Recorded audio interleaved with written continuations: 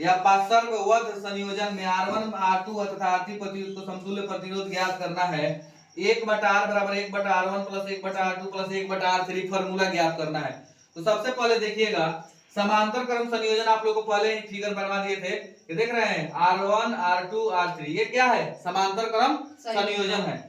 सबसे पहले इसमें माना कि 3 प्रतिरोध R1 R2 R3 हैं, जिसमें किसी परिपथ में समांतर क्रम जोड़ा गया है।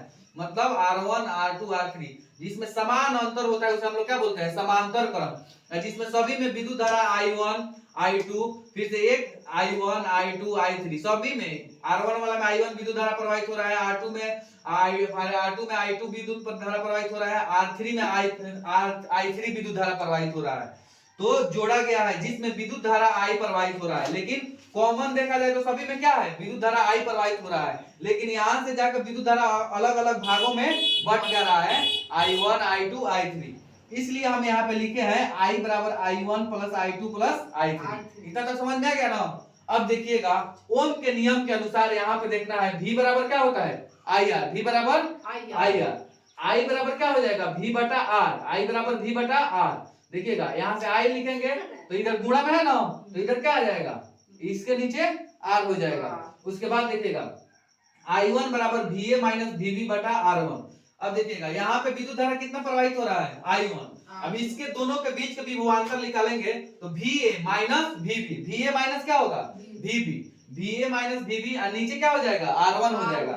VA माइनस VB बटा R1। फिर से अब I2 धारा का विद्युत विभवांतर निकालेंगे तो दोनों में क्या है? A और B, दोनों में क्या है? A और B। तो इसमें भी हो जाएगा VA माइनस VB बटा R2, VA माइनस VB बटा R2। अब उसके बाद I3 निकाल, उसके बाद I3 ये विद्युत धारा हो गया। अब इन दोनों के बीच का विभवांतर VA माइनस VB होगा, तीनों में कॉमन है VA माइनस VB, तो यहाँ पे लिख देंगे। अब देखिएगा I बराबर VA माइनस VB बटा R, क्योंकि सभी समांतर क्रम संयोजन में यहाँ पे क्या हो रहा है? R प्रतिरोध, R को मतलब क्या होता है? प्रतिरोध, तो इसीलिए VA माइनस VB बटा R लिख दिए हैं। अब उसके बाद सोचना है समीकरण 1, समीकरण 2 और समीकरण 3, तीनों को जोड़ देंगे तो I1 plus I2 plus I3, VA minus VB, VA minus VB फिर से VA माइनस VB, सब में R1 R2 R3 हो जाएगा।